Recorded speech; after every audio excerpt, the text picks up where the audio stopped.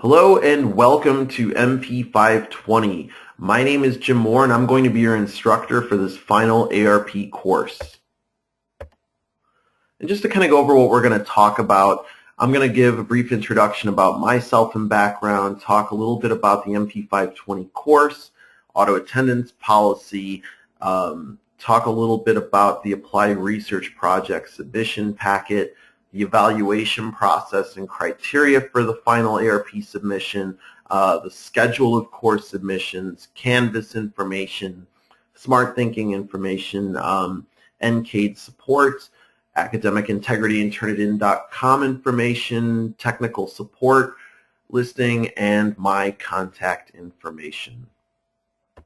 So just a real quick background on myself. I actually got my undergraduate degree in applied psychology from UIC and a master's degree in industrial organizational psychology from Elmhurst College. And I just started my second year in the OL, or Organizational Leadership PhD program at the Chicago School.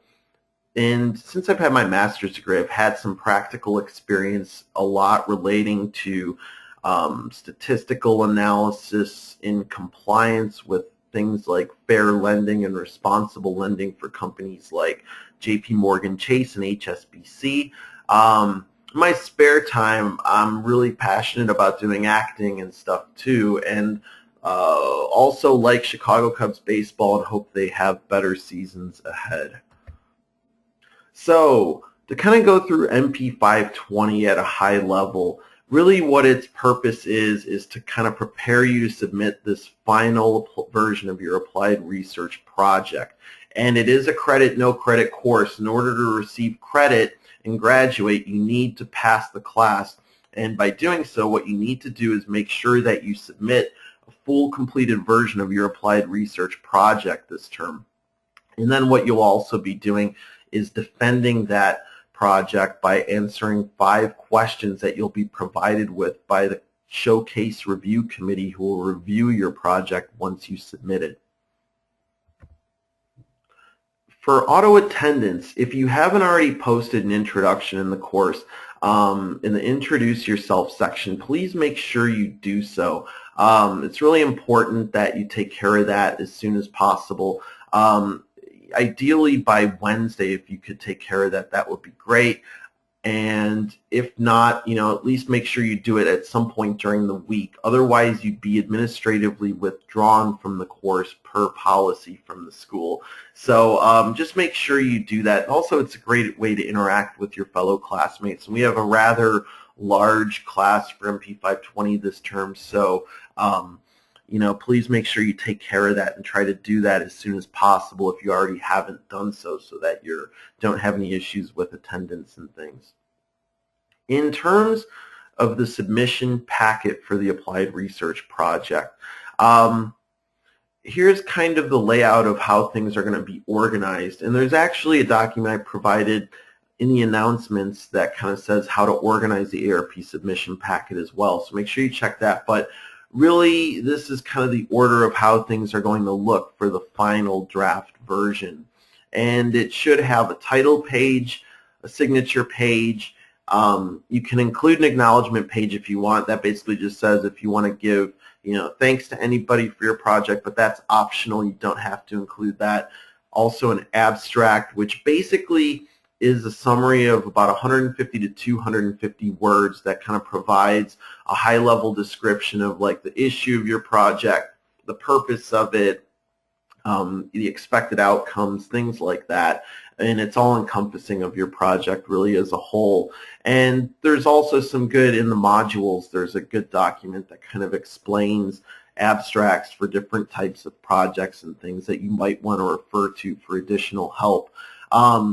Following the abstract is the table of contents, and that'll basically just lay out the different documents and the page numbers of those respective documents that are included in your packet. The remaining sections are all of your past completed deliverables, and they'll be in the order of the ARP proposal, the literature review, methodology. There's also a discussion section that gets included, and you'll be working on that in week 2 of the course. In the discussion section, and this again is also one of the handouts in the announcements that talks about how to organize the ARP packet. And really what the discussion section is, it's a 1 to 2 page item, and you'll write about the rationale for your project, any ethical considerations relating to your project, how cultural awareness and diversity apply to the development of your project, and also if there's any limitations with your project. Those are really kind of the main areas you want to encompass when including that discussion section. And I'll be reviewing that at the end of week 2 to give you feedback on. So, you know, I'll definitely be taking a look at that before you submit your final version of your project.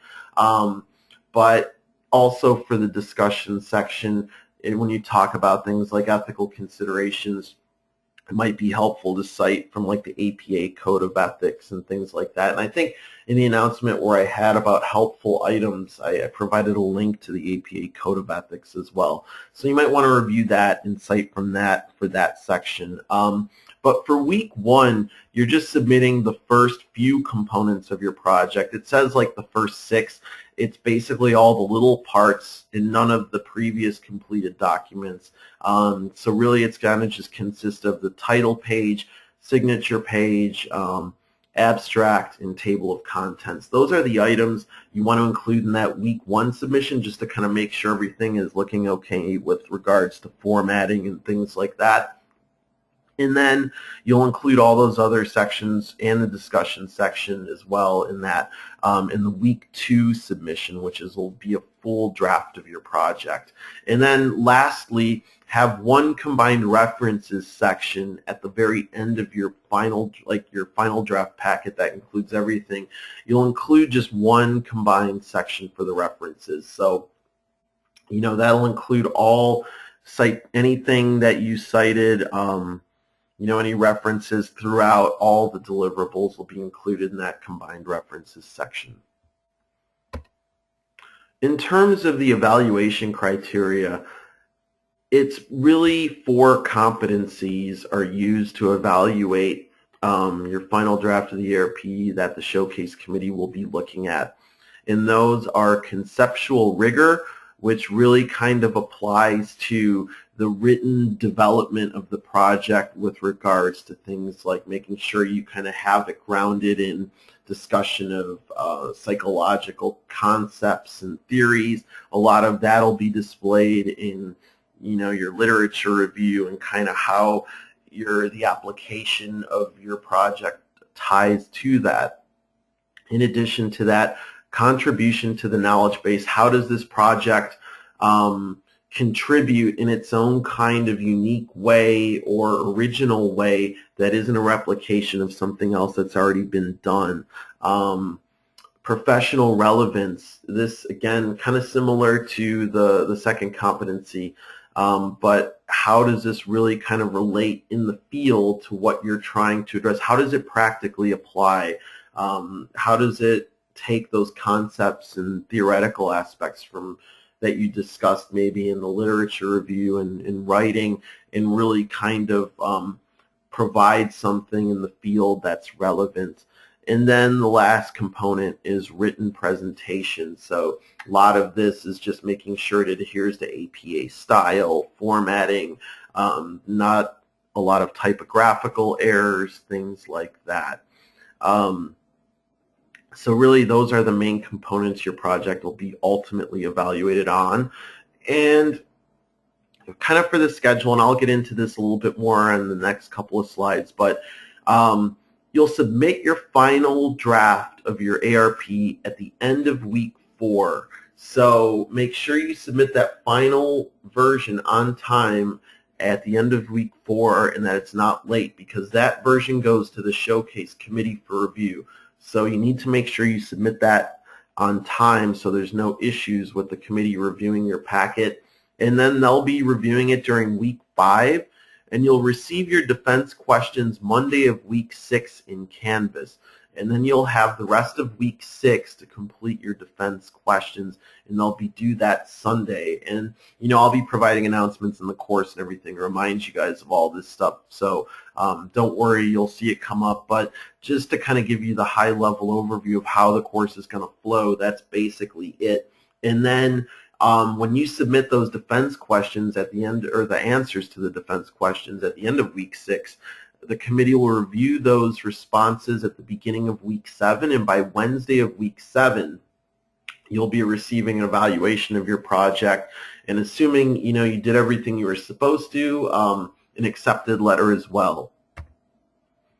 For the course submissions, like I said, make sure you remember that at the end of week 4, you provide that final draft of the ARP. So, if there's anything you need to clean up between now and then, we'll spend the initial portion of the term doing that, and make sure you kind of get everything squared away. Remember, I don't review this submission. That one goes directly to the ARP Showcase Committee, where they'll be reviewing it during week 5 of the term. The last version of the ARP that I review is that week 2 draft submission, which is basically like the full draft of the packet. And I'll be giving you feedback on that, and you'll have week 3 as a work week to make any revisions if necessary before submitting in week 4. And then when you submit when you receive the ARP questions in week 6, there's going to be, and I'll post this in the announcements too, and I'll actually provide kind of like a template that shows how the questions are formatted, but basically there's very specific kind of formatting for the defense answers and stuff. In the form, the questionnaire form will say that, but make sure you just kind of have it in the correct formatting and things, that you're using APA style. And then if you do include any citations in those defense answers, make sure you also include a references section as well. Make sure you're always in Canvas throughout the term. All the course information is there with regards to the syllabus, the schedule, lecture notes, assignments. Any announcements I post will be in there, and especially with things coming up as quickly as they can be with some of these deliverables, make sure you're paying attention to those announcements as well. My instructor information is in the course. Also, if you have any general questions, those can be included, as well as there's also going to be some learning outcomes for the final version of the ARP. Don't mind those if you see those. They're just kind of more evaluating the students' adherence to the work in terms of whether the course was actually aligning with what the students are doing, but that does not affect your grade at all if you see anything with that. But that's really kind of all the different things in Canvas. Smart Thinking is still available if you need it. It's in the you'll see it in the left-hand pane of the course, and it's one of the tabs. And if you need any help with, when you go into Smart Thinking, it's really more kind of for general writing style, and I'll be giving you feedback on anything remaining. But if you feel you need any additional support, you can always go to Smart Thinking and work. There's actually an opportunity to have your writing reviewed by a tutor there. You can chat with a live tutor. You can also schedule tutoring and send them questions offline as well if that is needed. NCADE is another service provided through the Chicago School where you can work with e-tutors from the Chicago School to give you additional feedback if you needed it. I provided their contact email information here as well as their phone number, so you have that information available as needed. Make sure you go through and review the policy in the student handbook on academic integrity. Remember that assignments that are submitted in Canvas automatically generate a Turnitin report.